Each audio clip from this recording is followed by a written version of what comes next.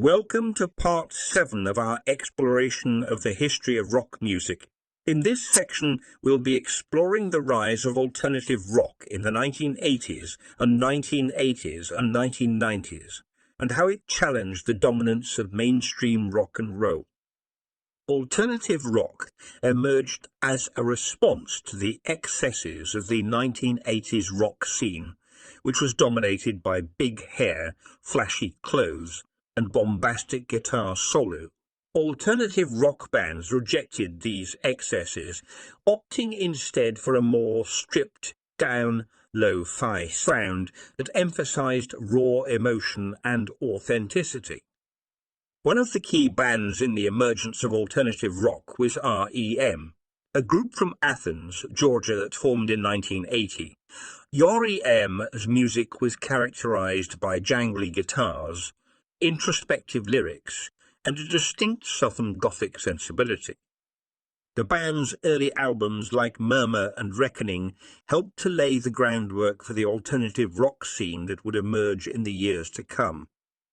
Another important band in the early days of alternative rock was Sonic Youth, a group from New York City that formed in 1981. Sonic Youth's music was characterized by dissonant guitars, experimental song structures, and a willingness to push the boundaries of what was considered rock music.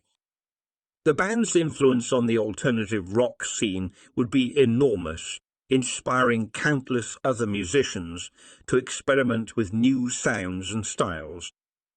But it was the emergence of grunge in the early 1990s that really propelled alternative rock into the mainstream. Grunge was a genre of rock music that emerged from the Pacific Northwest, with bands like Nirvana, Soundgarden, and Pearl Jam leading the charge. Grunge music was characterized by its heavy, distorted guitars, angsty lyrics, and a general sense of disillusionment with the world.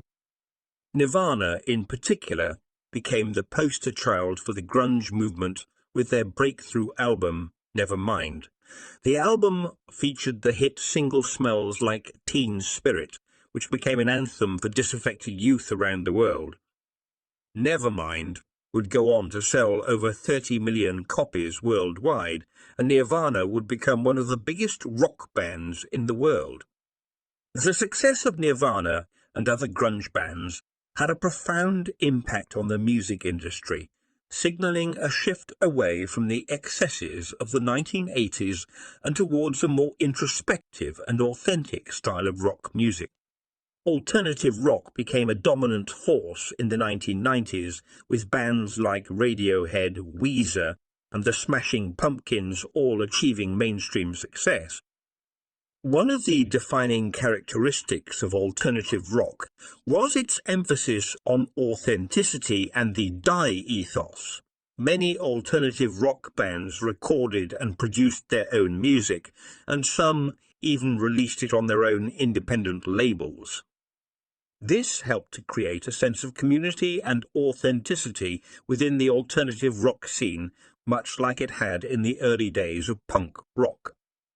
In conclusion, the rise of alternative rock in the 1980s and 1990s was a response to the excesses of mainstream rock and roll, with bands like REM, Sonic Youth, and Nirvana leading the way. Alternative rock became a dominant force in the music industry, with its emphasis on authenticity and die ethos, inspiring a generation of musicians. And while the alternative rock scene may have faded in the years since, its influence can still be felt in the music of today.